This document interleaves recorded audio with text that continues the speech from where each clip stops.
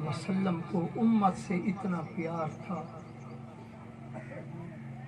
हर मोड़ पे हुजूर ने कोई ना कोई उम्मत के लिए पैगाम जरूर इरशाद फरमाया।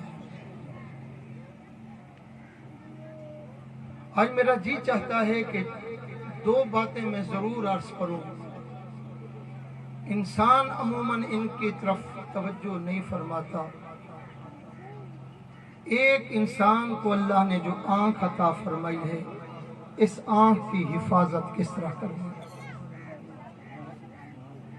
दूसरा, अल्लाह ने इंसान को जुबान अता फरमाई है, क्या इस जुबान की भी कोई हिफाजत की जरूरत है। आपके चक का मौलवी साहब बयान फरमा रहे थे तो आप बड़ी सुभान अल्लाह कह रहे थे। मेरी बारी आई है तो सभी चुप हैं, सुभान अल्लाह कह रहे। हज़रीन मोहतरम तवज्जो फरमाना, हुजूर ने फरमाया कल क़यामत वाले दिन हर आंख रो रही होगी सिवाय 3 आंखों के। 3 किस्म के लोग ऐसे होंगे, उस दिन हर आंख बेनूर हो जाएगी, लेकिन 3 किस्म के लोग ऐसे होंगे जिनकी आंखें नूर अला नूर हो जाएंगी। वो कौन सी 3 किस्म के लोग हैं या 3 किस्म की आंखें हैं जिनकी रोशनी में महशर के मैदान में भी इजाफा होता जाएगा। साहबा ने अर्ज किया रसूलल्लाह वो कौन सी आंखें हैं। हुजूर ने फरमाया इंसान ने समझा नहीं है आंख की कदर व कीमत क्या है। यही आंख है इंसान को जन्नत तक पहुंचा देती है, यही आंख है इंसान को दोज़ख के किनारे तक पहुंचा देती है। इस आंख की हिफाजत करना इंसान की जिम्मेदारी है। आका वो 3 किस्म के लोग कौन से होंगे जिनकी आंखें बेनूर नहीं होंगी। फरमाया पहली वो आंख होगी जो सारी रात अल्लाह के रास्ते में जागती रही होगी, कभी तहज्जुद की नमाज के लिए, कभी शब जिंदादारी के लिए, कभी इबादत के बहाने, कभी खौफ खुदा की वजह से, कभी जिक्र अज़कार की वजह से सारी रात जागती रही होगी। मैदान महशर के अंदर ये आंख बेनूर नहीं होगी, जहाँ सारी आंखें बेनूर हो जाएंगी, ये आंखें उस दिन भी नूर अला नूर हो जाएंगी। साहबा ने अर्ज किया का दूसरी कौन सी आंख है। हुजूर ने फरमाया जो खौफ खुदा की वजह से कभी रोई होगी, खौफ खुदा की वजह से कभी रोई होगी।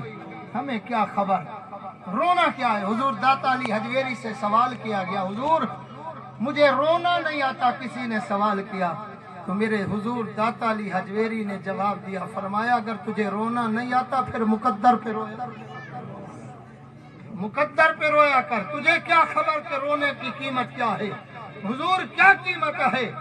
आपने हुजूर की एक हदीस बयान फरमाई, फरमाया एक आंसू की कीमत ये है।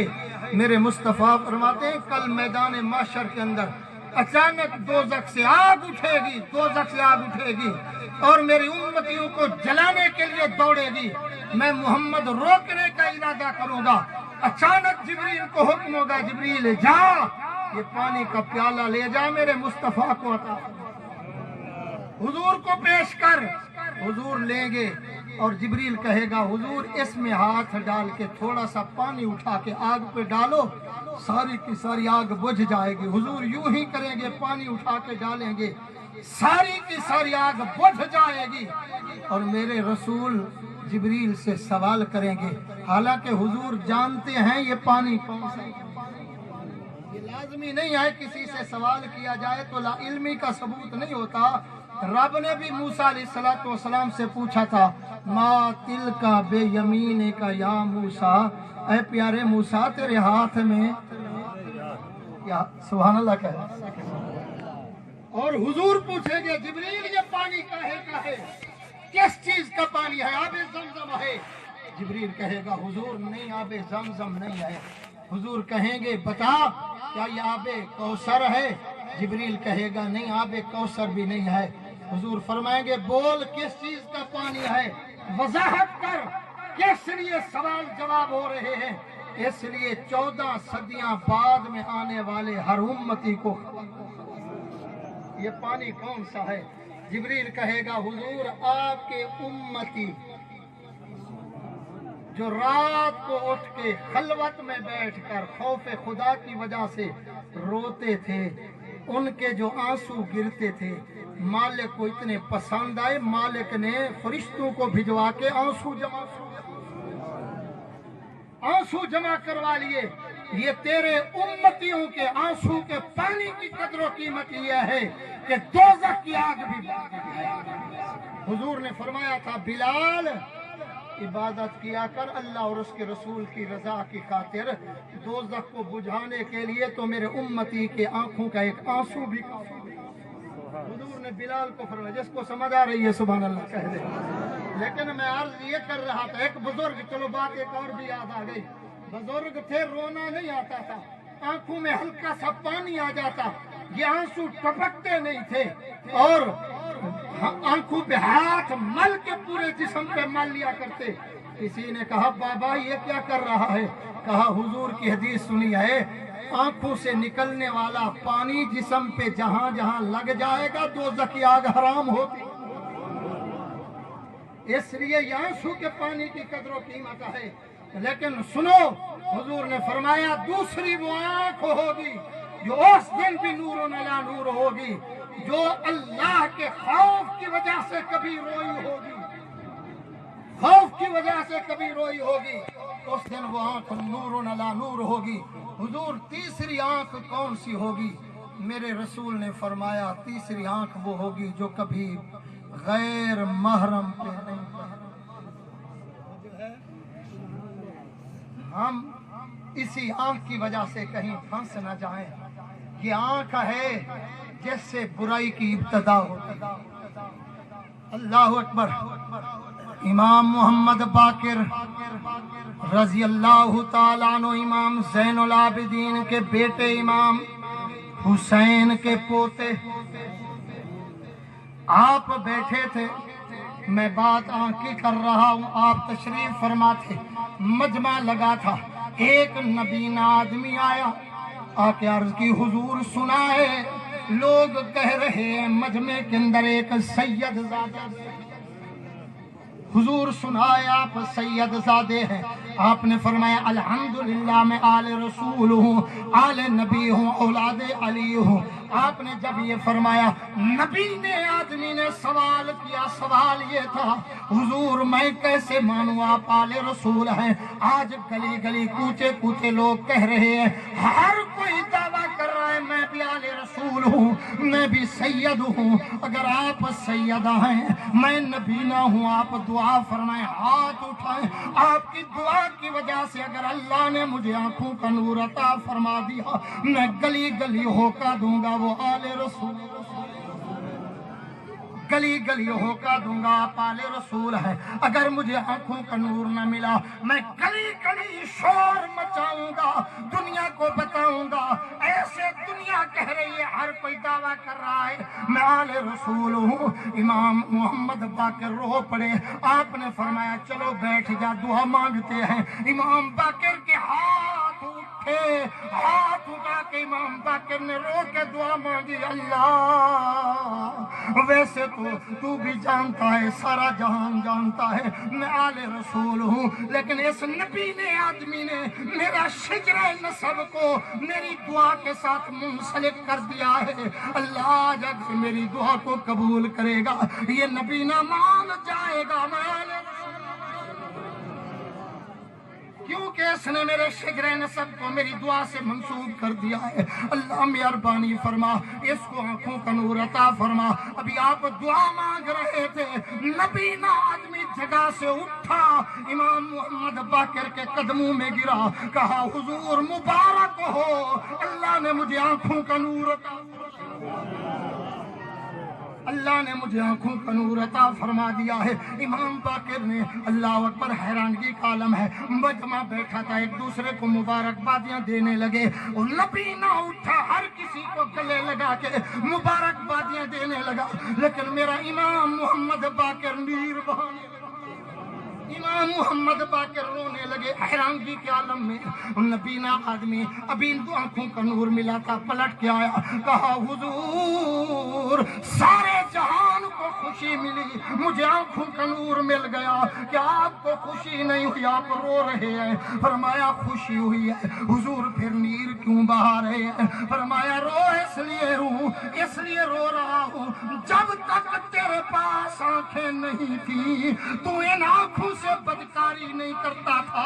اب تجھے آنکھوں کا نور مل گیا ہے, ہو سکتا ہے ان آنکھوں سے تو برائی کرے اور دوزخ کا حقدار نہ بن جائے. جس طرح تیرے لیے آنکھوں کی نور کی دعا مانگی ہے, اسی طرح آنکھوں کی حفاظت کی دعا مانگی. فرمایا جب تک آنکھیں نہیں تھی کم از کم آنکھوں کی برائی سے تو محفوظ تھا نا.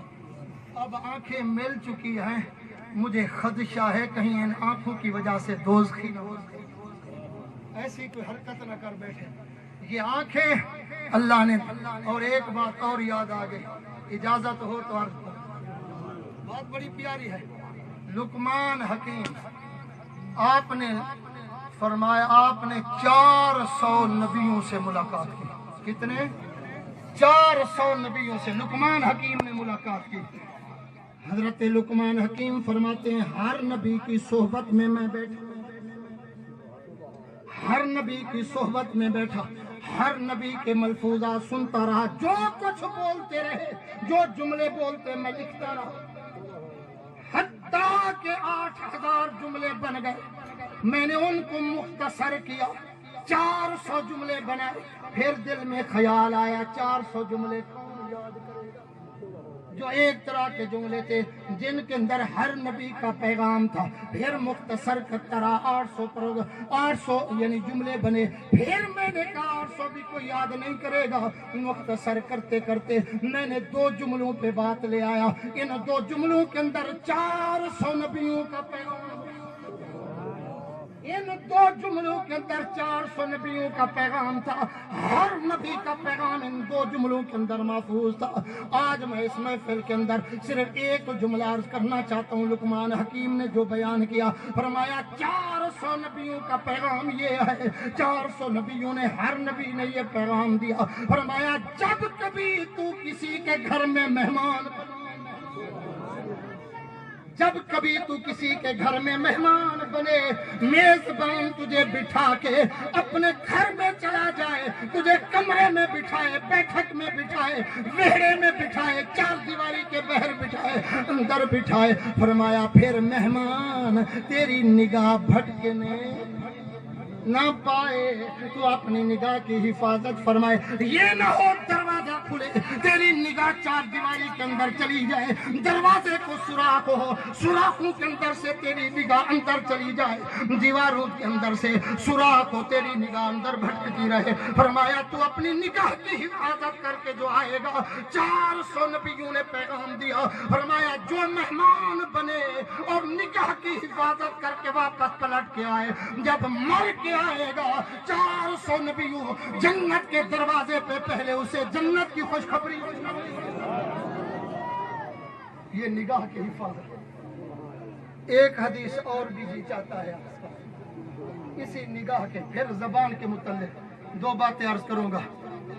میرے رسول نے صحابہ کو بلایا, صحابہ آئے. حضور نے فرمایا صحابہ جی یا رسول اللہ. فرمایا راستے پہ نہ بیٹھے کرو, چوکوں میں نہ بیٹھے کرو, راستے پہ بازاروں میں نہ بیٹھے کرو. آقا مجبوری کبھی بیٹھنا پڑتا ہے تو کیا کریں. میرے رسول نے فرمایا چلو اجازت ہے, کبھی مجبوری کے تحت بیٹھنا پڑے بیٹھو, لیکن خیال کرنا پھر اس بازار کا, راستے کا حق بھی ادا. آقا کیا راستے کا حق کیا ہے؟ ہم تو وہ لوگ ہیں آج کے دور کے اندر, ہم ایک دوسرے کا حق ادا نہیں کرتے. بیٹا باپ کا حق ادا نہیں کرتا, باپ بیٹے کا حق ادا نہیں کرتا, ہمسایہ ہمسائے کے حقوق مار رہا ہے. اللہ اکبر. صحابہ نے عرض کی یا رسول اللہ کیا راستے کا بھی کوئی حق ہے, بازار کا بھی کوئی حق ہے؟ فرمایا تم ایک حق پوچھ رہے ہو, 5 حق راستے کا, 5 حق ہیں راستے کے. آقا کون کون سے راستے کے حق ہیں؟ فرمایا جب کبھی چوراستے پہ بیٹھنا تجھے نصیب ہو, بازار میں بیٹھنا نصیب ہو, جب کبھی راستے پہ بیٹھنا نصیب ہو, پہلا حق یہ ہے وَأْمُرْ بِالْمَعْرُوفِ नेकी का हुक्म सुनाता जा, नेकी का हुक्म सुनाता जा। दूसरा हक क्या है? हुजूर ने फरमाया वनहा अनिल मुनकर, बुराई देखे तो उसे रोक दे। आका तीसरा हक क्या है? फरमाया रास्ते पे कोई तकलीफ देने वाली चीज पड़ी है, रोड़ा पड़ा है, कोई कांटा पड़ा है, उसे उठा के साइड पे कर दे, ये भी रास्ते का हक है। आका चौथा हक क्या है? फरमाया अगर कोई सलाम करे, सलाम करे, सलाम का जवाब देना, ये भी रास्ते का हक है। आका पांचवा हक क्या है जो मेरे मौजू के साथ इसकी रिलेशन है?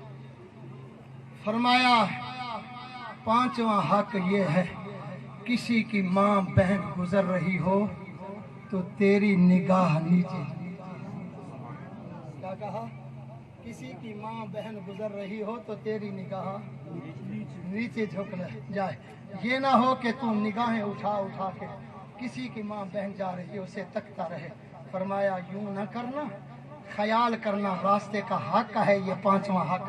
आज सोचने का मकाम ये हम कितने हक अदा करें। चलो एक जुमला जबान के मुतल्लिक भी अर्ज करें। चलो निगाह के साथ साथ जबान का भी हक है। बुजुर्गों से सुनते थे, कहते थे, बुजुर्ग कहते थे ये जो कुल्हाड़ी का जख्म होता है ना, ये जल्दी खत्म हो जाता है, जुबान का दिया हुआ जख्म जल्दी खत्म।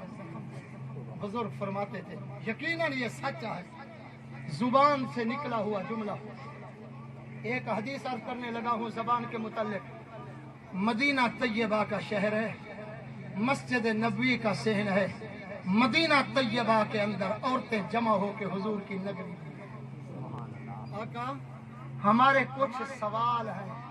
हुजूर ने फरमाया करो सवाल, मैं जवाब दूंगा।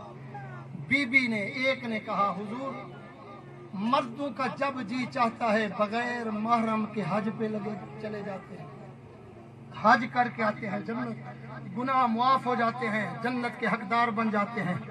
और दूसरी ने कहा हुजूर मर्द जब जी चाहता है बगैर महरम के उम्रे पे चले जाते हैं, जन्नत वाजिब हो जाती है, जन्नत के हकदार बन के आते हैं। हुजूर ने फरमाया कोई और शिकवा?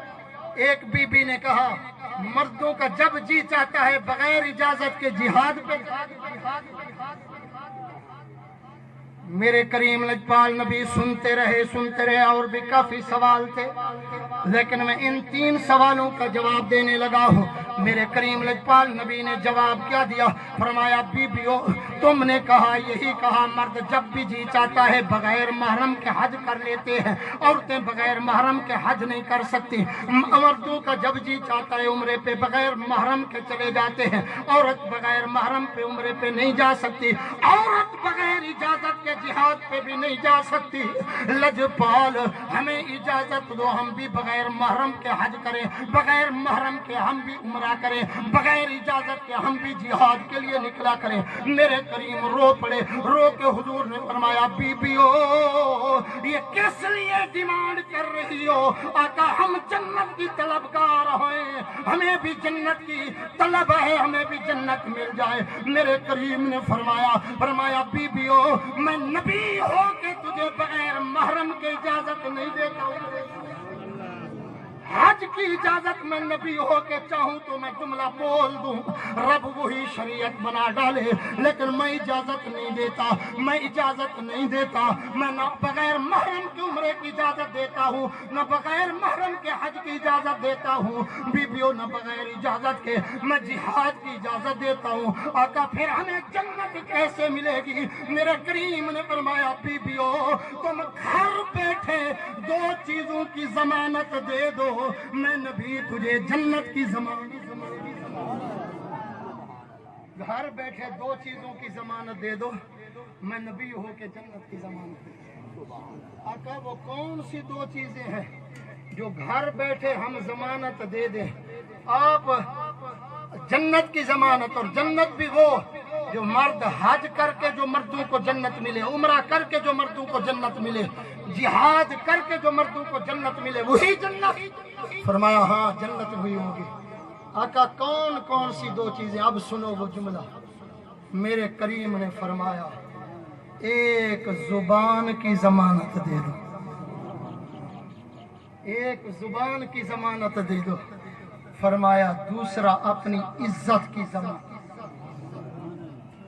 جو جملے ہیں حدیث میں شرمگاہ کے ہیں، لیکن یعنی میں عرض کرنا چاہتا ہوں، سمجھانا چاہتا ہوں، اپنی عزت و آبرو کی حفاظت کی ضمانت دے دو، میں نبی تجھے اسی جنت کی ضمانت دے دوں گا. کتنی بڑی. اور یہ زبان ایسی چیز ہے، زبان انسان کو مرا دیتی ہے. اور علماء فرماتے ہیں کہ انسان اگر چپ رہے تو اسی کے اندر نجات، اسی میں نجات ہے. مولانا روم نے ایک جملہ لکھا ہے، مجھے اچھا لگا، تو میں وہ آپ کی اس محفل پاک میں عرض کرنا چاہتا ہوں. آج کل ہم زبان کی حفاظت نہیں کرتے. مزہ تب ہے 100 مرتبہ تولو پھر بولو، 100 مرتبہ تولو پھر اسے بولو. لیکن مولانا روم فرماتے ہیں ایک بادشاہ تھا، بات بڑی پیاری ہے، بالخصوص ہمارے سمجھنے کے لیے بہت بڑی، اس کے اندر ایک سبق ہے. مولانا روم نے لکھا ایک بادشاہ تھا، اس کا بیٹا تھا. بیٹا جوان ہو گیا. بادشاہ نے ایک دن کہا بیٹا کبھی کبھی نا علماء کی محفل میں جایا. علامہ صاحب فرما رہے تھے نا علماء کی محفل میں. بادشاہ نے کہا کبھی کبھی بیٹا علماء کی محفل میں جایا کر.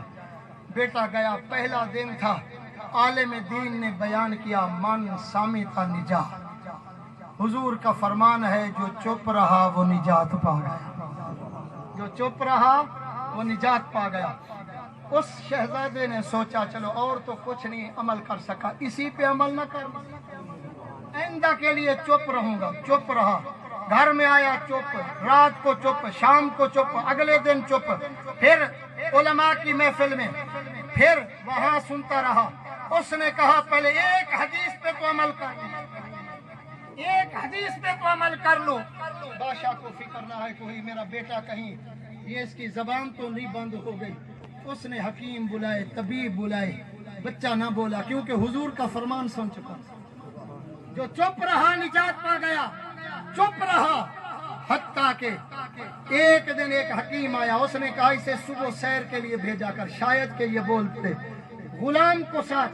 اب غلام ساتھ ہے، روزانہ سیر کے لیے جاتا ہے، توجہ ہے، سیر کے لیے.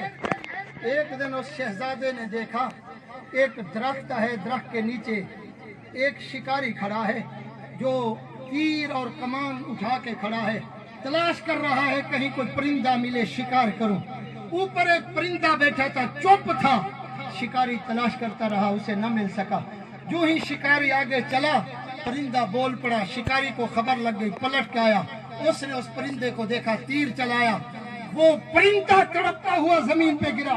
شہزادہ سارا منظر دیکھ رہا تھا. شہزادہ آج بول پڑا، کہا صدقت یا رسول اللہ. آقا آپ نے سچ فرمایا، جو چپ رہا نجات پا گیا.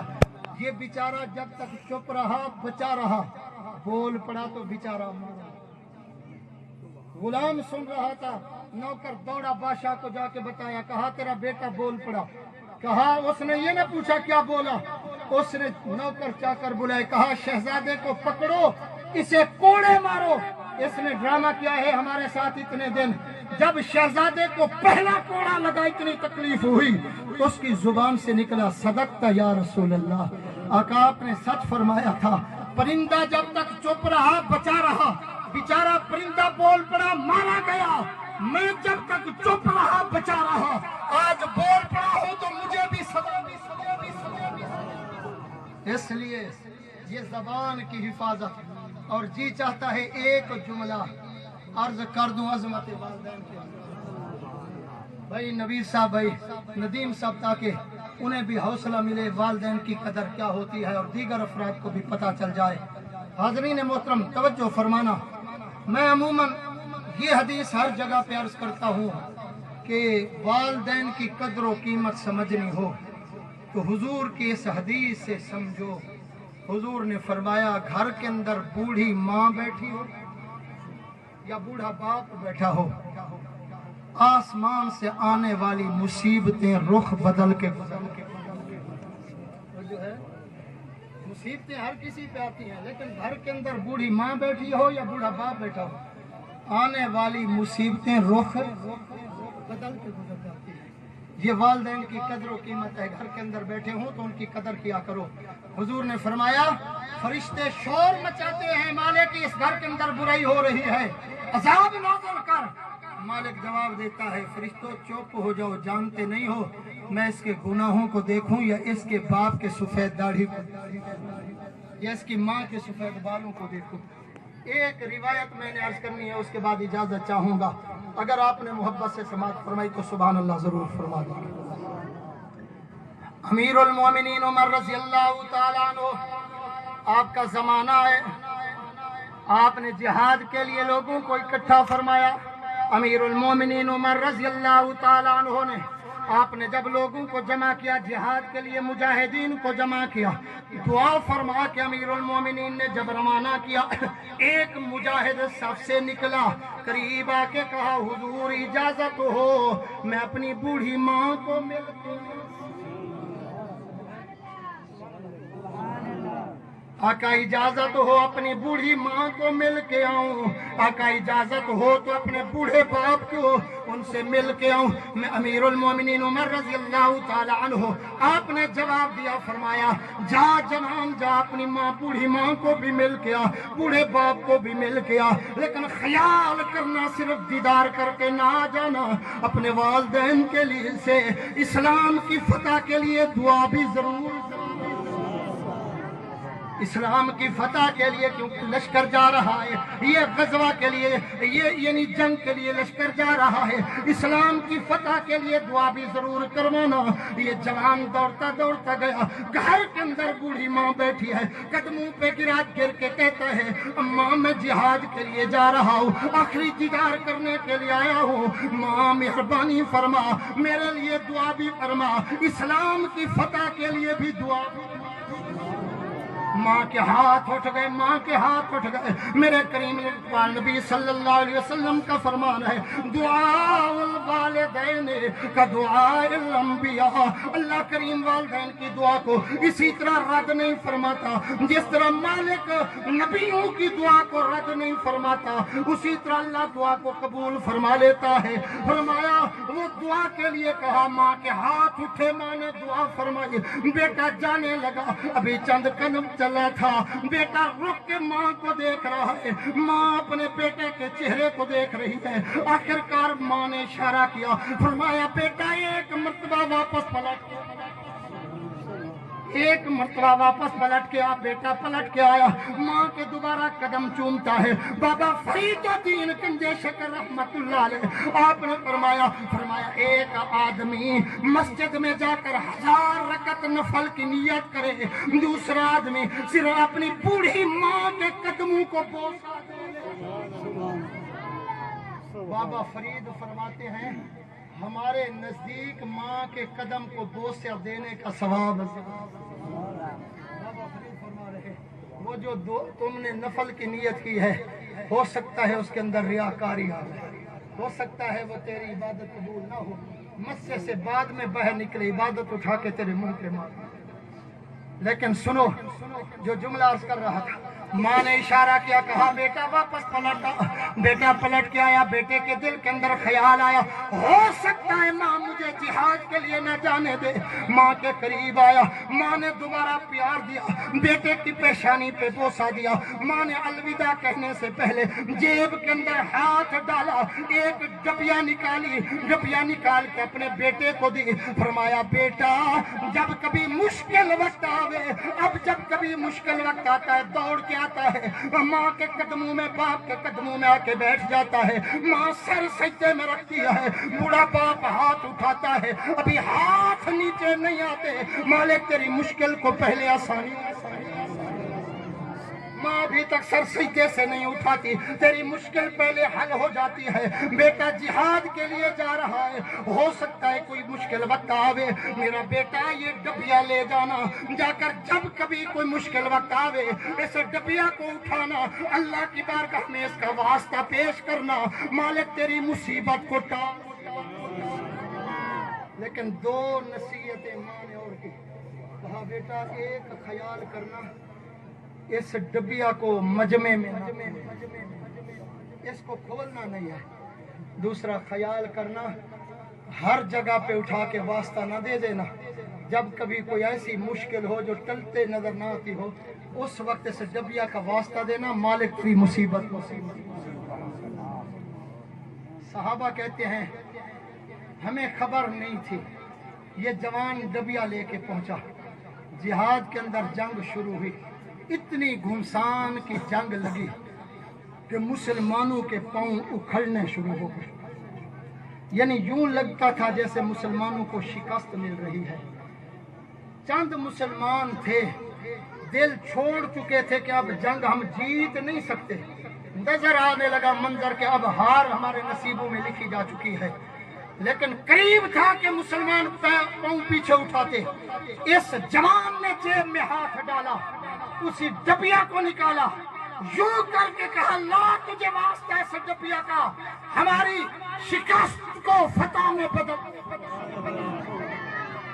صحابہ کہتے ہیں خدا کی عظمت کی قسم ہے ہمیں یوں لگا جیسے کوئی اللہ نے فرشتوں کی فوج بھجوا دی ہو. ایسے لگتا ایسے تھا جیسے وہ ہماری مدد کے لیے کوئی نورانی ہمیں اتنے حوصلے ملے, اتنی طاقت آ گئی, ہماری شکست فتح میں بدل گئی. صحابہ بڑے حیران تھے. صحابہ نے دیکھا تھا کہ ڈبیا اٹھائی جوان, لیکن تمام صحابہ, اب ختم کرنے لگا ہوں اپنی بات کو, تمام صحابہ کرام نے کہا, جتنے صحابہ تھے جتنے مجاہدین تھے, قریب آ کے کہا یار یہ بتا اس ڈبیا کے اندر ہے کیا. رو کے کہا ماں نے وصیت فرمائی تھی اس کو مشکل وقت کے اندر واسطہ ضرور دینا, لیکن مجمع کے اندر کھول کے دیکھنا نہیں ہے. سارے چپ ہو گئے. پلٹ کے آیا واپس. امیر المومنین عمر ساتھ تھے. آئے دروازے پہ رک گئے. کہا بیٹا تو اندر جا کر اپنی ماں سے کہے کہ اس کو کھولے اور تجھے بتائے اس کے اندر. یہ جوان گیا گھر کے اندر, جا کر ماں کو کہا ماں فتح تو مل گئی, اس کے کرشمے تو ہم نے دیکھ لیے, اب اتنا تو بتا ڈبیا میں ہے کیا. ماں نے کہا بیٹا اس کے اندر نہ سونا ہے نہ چاندی ہے نہ کوئی اور قیمتی چیز ہے, اس کے اندر صرف تیری ماں کے سر کے چند بال. وَأَصْحَابِهِ وَأَوْلِيَاءِ مِلَّتِهِ وَعُلَمَاءِ أَهْلِ سُنَّتِهِ أَجْمَعِينَ. أما بعد فأعوذ بالله من الشيطان الرجيم. بسم الله الرحمن الرحيم. قال الله تبارك وتعالى في القرآن المجيد والفرقان الحميد. وبالوالدين إحسانا